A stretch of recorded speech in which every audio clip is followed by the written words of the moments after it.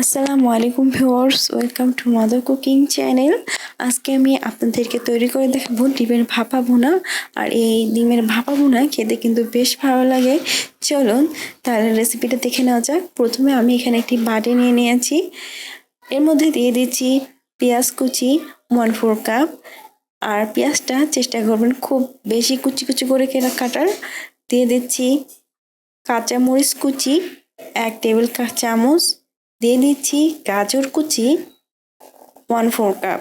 গাজরটা আপনারা যতটা সম্ভব পারেন একেবারে কুচি কুচি করে কাটার চেষ্টা করবেন।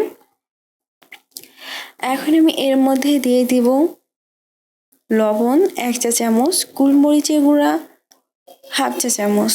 এখন আমি এগুলোকে একটা চামচ দিয়ে খুব ভালোভাবে মাখিয়ে নেব। আমি বেশ কিছুক্ষণ সময় ধরে এগুলোকে খুবই ভালোভাবে মাখিয়ে নিয়েছি।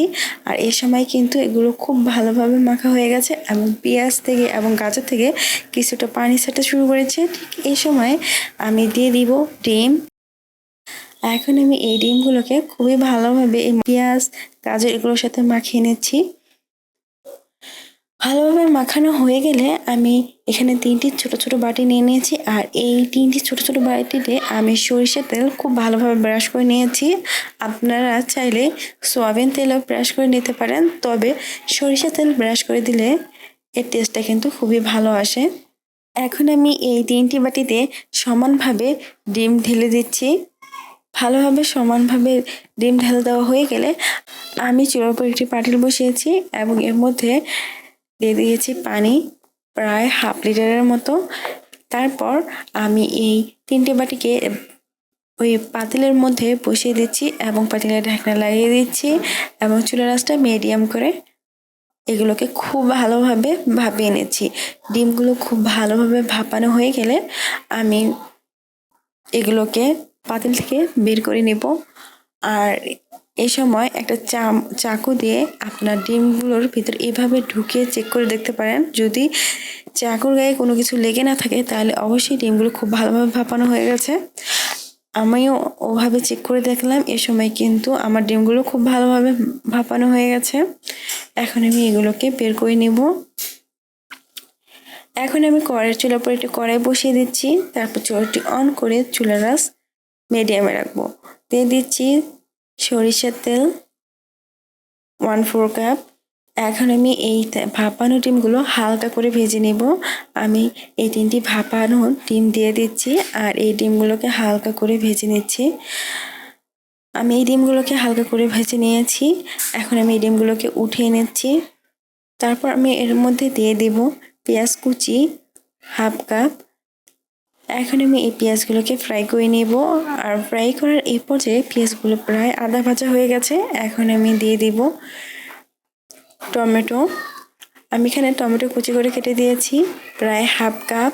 দিয়ে দিচ্ছি গাজর 1/4 কাপ। আর এই গাজরগুলোকেও আমি ছোট ছোট করে কেটে দিয়েছি।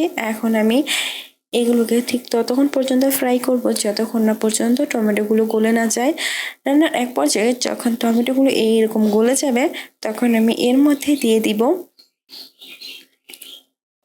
জিরা বাটা 1 চা চামচ, আদা বাটা 1 চা চামচ, রসুন বাটা 1 চা চামচ। এখন আমি আদা ও রসুনের কাঁচা গন্ধ চলে যাওয়া পর্যন্ত এগুলোকে খুবই ভালোভাবে ফ্রাই করব। আমি চুলার আঁচটা একেবারে লো করে এই আদা ও রসুন বাটাগুলোকে খুবই ভালোভাবে ফ্রাই করে নিয়েছি। আর চুলার আঁচ লো করে ফ্রাই করার কারণে কিন্তু এই বাটনাগুলো খুব ভালোভাবে ফ্রাই হবে এবং এগুলো থেকে খুব সুন্দর একটা স্মেল বের হবে।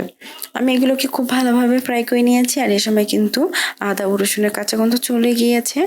এখন আমি এর মধ্যে দিয়ে দিব হলুদের গুঁড়া 1 চা চামচ, মরিচের গুঁড়া 1 চা চামচ। আপনারা যদি ঝালটা একটু বেশি খেতে চান তাহলে কিন্তু মরিচের গুঁড়ার পরিমাণটা বাড়িয়ে দিতে পারেন। দিয়ে দিব লবণ পরিমাণ মতো। দিয়ে দিব কাঁচামরিচ 3টি। আমি এখানে 3টি গোটা কাঁচামরিচ ব্যবহার করেছি। এখন আমি এগুলোকে খুব ভালোভাবে নাড়িয়ে দিয়ে দিচ্ছি পানি 1 কাপ। আর এই 1 কাপ পানিতে আমি মশলাগুলোকে খুব ভালোভাবে নাড়িয়ে দিয়ে দিব গরম মশলার গুঁড়া 1 চা চামচ। তারপর আমি মশলাগুলোকে খুব ভালোভাবে নাড়িয়ে দিয়ে দেব ভাপানো ডিমগুলো। এখন আমি এই ডিমগুলোকে খুব ভালোভাবে নাড়িয়ে কড়াইয়ে ঢাকনা লাগিয়ে দিচ্ছি। আর আমি বেশ কিছুক্ষণ সময় কড়াইয়ে ঢাকনা লাগিয়ে এই ডিমগুলোকে খুবই ভালোভাবে কুক করে নেব। আর এই ডিমগুলো রান্না করার সময় আমি অবশ্যই মিডিয়াম আঁচে এই ডিমগুলো রান্না করছি, এতে করে কিন্তু ডিমের ভিতরে এই মশলাগুলো ঢুকবে এবং ডিমগুলো থেকে খুব সুন্দর একটা স্মেল বের হবে। আমি বেশ কিছুক্ষণ সময় চুলার মিডিয়াম আঁচে এই ডিমগুলোকে রান্না করে নিয়েছি। আর কড়াইয়ের ঢাকনা খুলে এই ডিমগুলোকে নাড়িয়ে দিয়েছি, এতে করে কিন্তু কড়াইয়ের তলানিতে পুড়া লেগে যাবে না। রান্নার এই পর্যায়ে কিন্তু ডিমের যে গ্রেভিটা ছিল তা অনেকটাই শুকিয়ে এসেছে। এ সময় আপনারা চুলাটা অফ করে দিতে পারেন। এ সময় কিন্তু ডিমের মশলা এবং ডিম খুবই ভালোভাবে কুক হয়ে গেছে। আপনারা কড়াইয়ে ঢাকনা লাগিয়ে চুলাটি অফ করে দিবেন এবং চুলাটা অফ থাকা অবস্থায় চুলার উপর প্রায় 6 থেকে 7 মিনিটের মতো সময় এটাকে বসিয়ে রাখবেন, এতে করে কিন্তু ডিমের ভিতরে খুব ভালোভাবে মশলার সেন্টটা আটকে যাবে এবং খেতেও কিন্তু অনেক ভালো লাগবে। প্রিয় দর্শক, এই ছিল আমাদের আজকের রেসিপি। মাদার কুকিং চ্যানেলের আরও এক্সাইটিং রেসিপি নিয়ে আপনাদের সামনে আবার উপস্থিত হব।